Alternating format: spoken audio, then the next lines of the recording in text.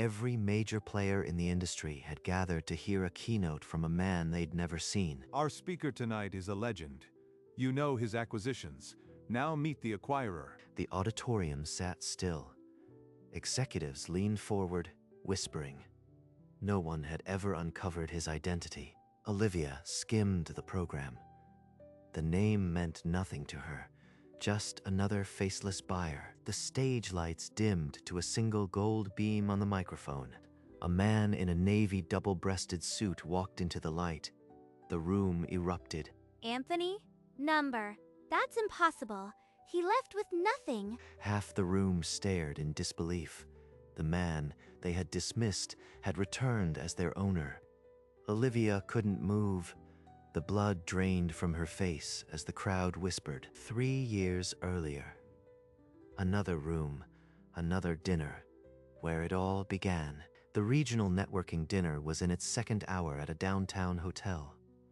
Wine glasses clinked, conversation hummed. So, Anthony, what's your move?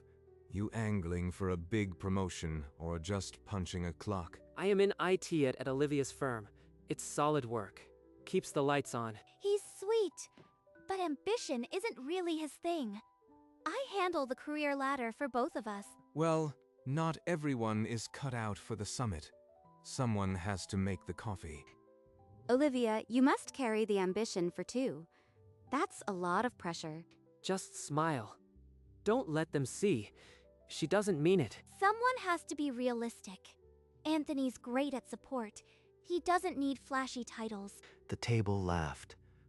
Anthony's knuckles turned white around his glass, but his smile never wavered. The dinner stretched on.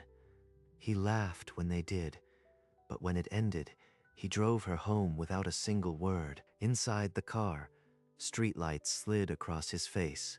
The silence was heavier than the engine. You are quiet tonight. Still thinking about Marcus?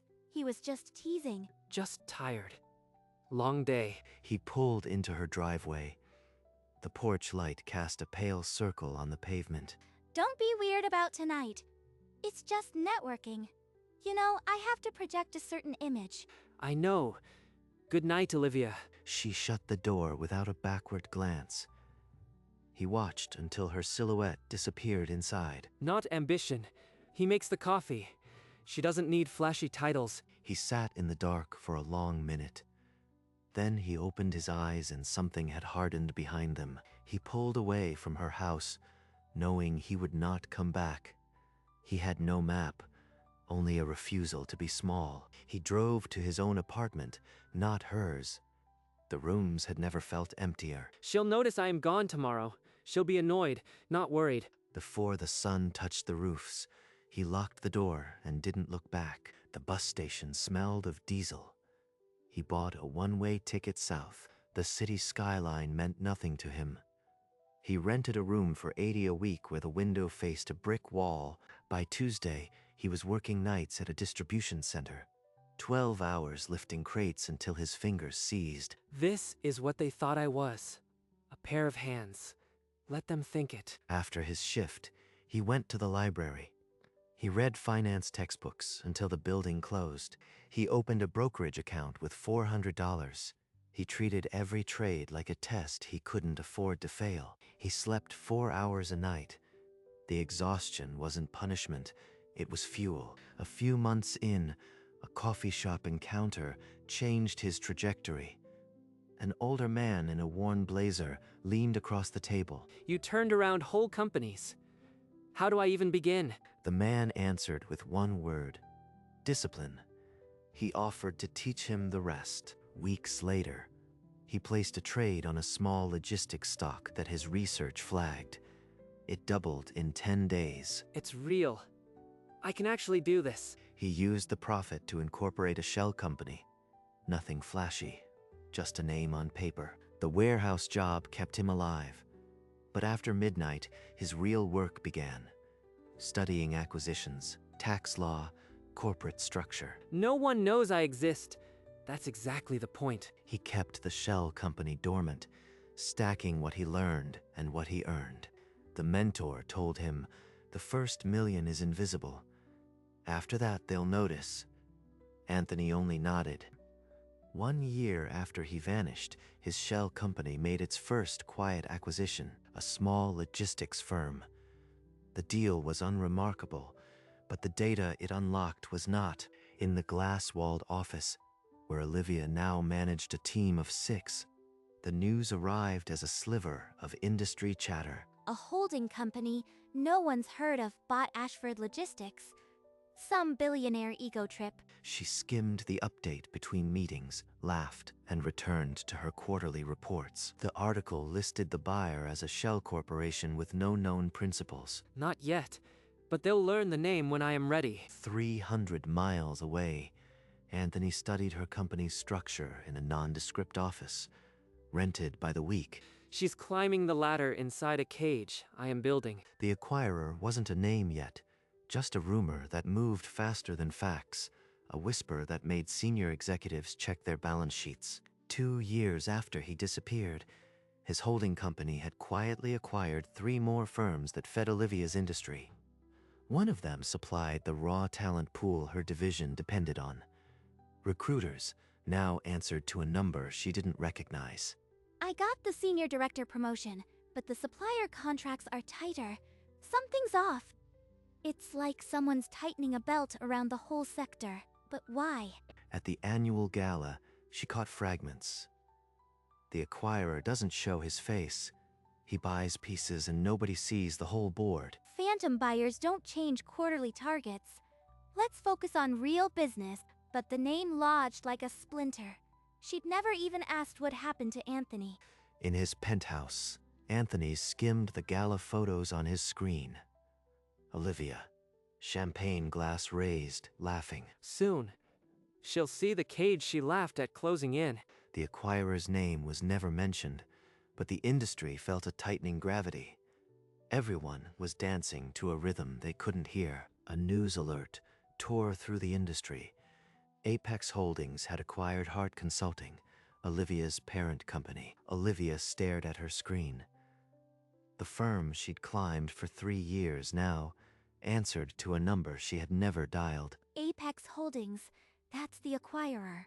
They own our suppliers, and now they own us. In his penthouse, Anthony read the same headline. The corner of his mouth lifted. Now, they'll see who built this house. The industry summit mailed its program. Keynote: The Acquirer, a vision for the next decade. No name, no photo. I have to be there. Maybe I can finally learn who's pulling the strings. Anthony's assistant confirmed the engagement. He would walk into the light. Olivia registered, her finger hesitating over the confirm button. Something felt wrong. Neither of them knew it yet, but they were both on a train, speeding toward the same station. Olivia stepped into the summit lobby, name badge clipped to her charcoal suit. The chatter was electric. Who actually saw this acquirer? Anyone? A man beside her laughed. Nobody. That's the point. My bet is he's a young shark with a grudge. Young shark with a grudge. Why does that make my blood cold? In a hotel suite high above the city, Anthony stood before a mirror, adjusting his gold cufflinks. 3 years. Every moment led to this room. Olivia found her seat in the 5th row. The auditorium program still listed no name. Rumors fluttered like moths. Some claimed it was a foreign investor. Others whispered about a ghost who'd been wronged. The moderator took the stage. The lights dipped. A spotlight centered on the empty podium. Olivia's hands went cold. The empty podium seemed to wait for something terrible. For 3 years, one name has been whispered in every boardroom. Tonight, he steps into the light. The spotlight raised to a blinding gold. Every neck in the auditorium craned toward the wings. Anthony walked out. The navy suit was the same, but the posture, the power, it was a different man. Olivia saw his face. Her body went rigid. The world narrowed to 2 dark eyes. Number. It's not possible. I left him behind 3 years ago. A wave of gasps swept the hall. Half the room rose to their feet. He reached the podium, adjusted the mic. and faced the crowd with no expression. He's not going to say my name. He can't. Not in front of everyone. But Anthony's eyes swept the rows without once stopping on her. The keynote began, and the first sentence landed like a stone into the silence. My team didn't just buy companies. We bought the leaks in the supply chain. The choke points, no one defended. When you control the channels, you don't need to announce yourself. The industry simply bends. He laid out the architecture of his holding company, a web that already owned pieces of every firm in that room. Then he paused. The silence became a held breath. I was told by someone I respected that I didn't have ambition. I owe them this entire keynote. For 3 seconds, nobody moved. Then the hall cracked open with applause. He means me. He just thanked me for destroying him in front of everyone. She searched his face for anger, for satisfaction, but his eyes offered nothing. He didn't need to say my name. He just needed me to know. The applause became a standing ovation. Anthony nodded once, then opened the microphone for questions.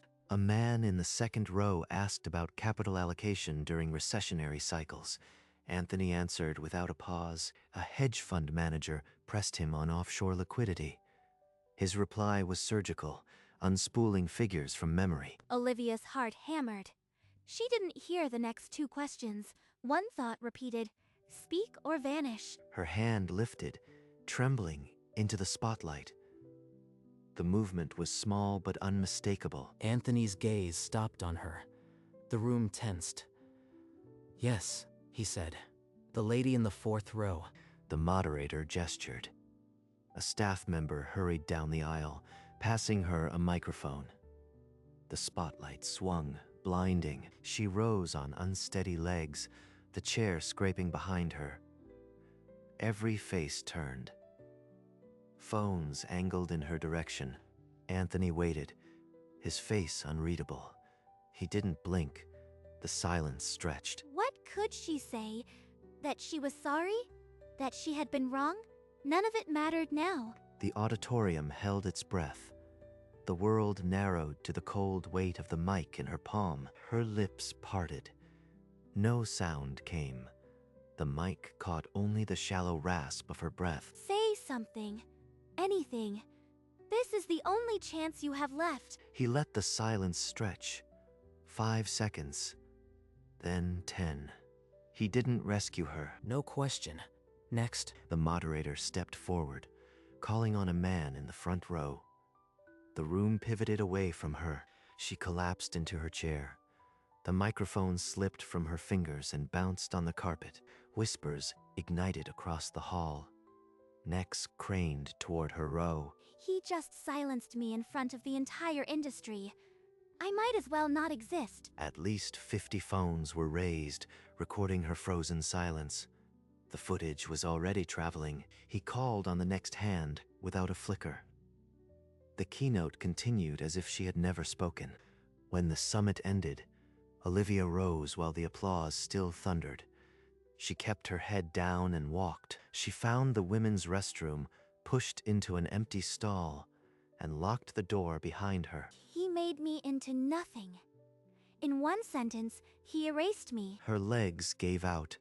She sank to the tile, fingers pressed against her mouth to muffle the sobs. Everyone applauded his line. They don't know the punchline was me. A woman entered, applied lipstick, and left. Olivia waited until the door clicked shut before she let out a sound. In the hall, Anthony stood at the center of a tightening circle. Hands reached for his. He smiled, accepted congratulations, and never once looked toward the exit she had taken. A black limousine pulled to the curb. He stepped inside without a backward glance. 3 years. I don't need her apology. I don't need anything from her. Late that evening, in her dark apartment, Olivia's phone started vibrating. It didn't stop. A clip from the summit had been posted. The caption, "Woman freezes when called on by the acquirer." 3 million views. It hasn't even been 6 hours. Comments scrolled beneath it. She choked so hard. Career suicide in 5 seconds. Who is she? My whole career. Gone. They don't know the history, they only see the freeze. A text from her former colleague. You are trending for all the wrong reasons. Don't go online. Another message. I have to distance the department from this. Sorry, Olivia. Even my allies are cutting the rope. I am on my own. She didn't sleep. She sat on the floor and watched the numbers climb through the night. By morning, the video sat on every major business blog. Her name had become a punchline. At 7 in the morning, her phone screamed. The caller ID read, Mr. Franklin. Olivia, the board has seen the video. What on earth were you thinking? It was personal, Mr. Franklin. There's history you don't understand. The only history the market sees is a senior director freezing on camera. You've embarrassed the company. He didn't raise his voice. He didn't need to. The coldness was worse. I can't tell him the truth. It sounds insane. You are on unpaid leave, effective immediately. Security will escort you if you come in. The line went dead before she could respond.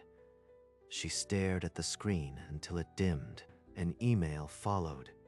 The subject, notice of leave pending investigation. He didn't fire me yet. But everyone knows what this means. My career is over. The investigation closed on a Tuesday. Her phone flashed with a secure notification. Your employment is terminated, effective immediately. No further action required on your part. She was allowed 1 hour to clear her desk. A security guard stood by the door. All those late nights, the promotions, gone in 60 seconds of dead air. She carried the box down the corridor. The elevator ride felt longer than the years she had spent climbing. Hours later, Anthony sat in a leather chair, facing a reporter. The camera light blinked. Some people thought I lacked ambition. I used their laughter as a ladder. He smiled, perfectly ambiguous. The reporter leaned in, waiting for more. Anthony offered nothing. A trade publication paired the interview with the freeze clip. The headline read, Motivation and Aftermath. He's still not naming me. He wants the world to wonder. And he wants me to know. Late at night, Olivia opened her laptop and began to type. The cursor blinked at her for an hour. Nothing I wrote sounded right, but I just needed him to know I was sorry. She pressed send, then watched the screen for a reply that never came. A few days later, she mailed a handwritten letter to his holding company. Desperation pushed her further. A week later, a couriered envelope arrived. The law firm's logo was stamped in heavy black. The letter read, You are hereby ordered to cease all contact. Further attempts will be considered harassment. It was signed by Miss Kearns, Anthony's lawyer. No note from him, no margin of hope. He sent lawyers. I am not worth a single sentence from his own hand. The paper slipped from her fingers. It landed on the floor without a sound. She had no road back. Anthony had walled her out more completely than he had ever owned the industry. She sent out dozens of applications. Every automated reply hit like a door slamming. We regret to inform you that we have selected a candidate with a cleaner public record. Her name had become a synonym for unhireable. No firm wanted the second-hand heat. Every door I was so proud of passing through has been bolted shut from the other side. She opened the viral clip one last time, watching her own frozen face on a loop. The world remembers the freeze, not the history. I might never outrun this. She permanently deleted every social account. The confirmation screen blinked once, then vanished across the city. In a penthouse, Anthony scanned a business news feed on his phone. A sidebar article popped up. Former director still unemployed after Summit freeze. He read the first line, closed the tab, and opened his portfolio. The market was up. Months later, she packed her apartment in silence. Cardboard boxes swallowed 12 years of a life. At the bottom of a drawer, her fingers touched the edge of a frame. She pulled it out. A photo from 4 years ago. Her and Anthony at a summer barbecue. He was smiling like he had everything he wanted. He just wanted me. Her chest caved. The sob came out raw and unguarded. I was the one with no ambition. I couldn't see past my own reflection. She pressed the frame to her chest and let the tears soak into the glass. When she finally stood, she placed the photo on the moving box and didn't wrap it. She left it behind, along with everything else that belonged to another life. The door clicked shut. The apartment was bare. The photograph stayed. Years passed. The industry moved on. Olivia Hart became a forgotten clause in a video nobody rewatched. Apex Holdings posted another record year. A silent force reshaped the market. Read the release. At a charity gala, Anthony laughed, champagne in hand, a circle of executives tightening around him. I owe this entire room to one woman who thought I never would fill it. Miles away, Olivia worked a register at a supply shop. Her badge said, "Live." No one looked twice. She stacked reams of paper, answered stock checks, and never once mentioned her past. He knows I am invisible now. That's the point. He built his throne on my silence. At night, she searched his name on a cracked tablet. He was always winning, always on top, on a high balcony. Anthony stood alone. The city spread below like a chessboard he had already won. He never spoke her name again. The stage remained. The applause died. The photograph gathered dust. In a small room, above a laundromat, Olivia scrolled through fragments of her old life. The freeze clip still surfaced sometimes. A repost, a thread, a joke no one explained. They don't even know my name. Just the freeze. Just the silence. She scrolled past. The clip disappeared beneath apartment listings and local news. She closed the laptop. The room went dark, except for the orange glow of a streetlight from a penthouse across the city. The man who never spoke her name slept soundly. She lay down on the thin mattress and listened to the hum of the dryer downstairs. He won. He'll always win. And I'll hear the silence I should have filled. The video still exists somewhere. The world has forgotten the woman in it. Anthony never spoke her name again.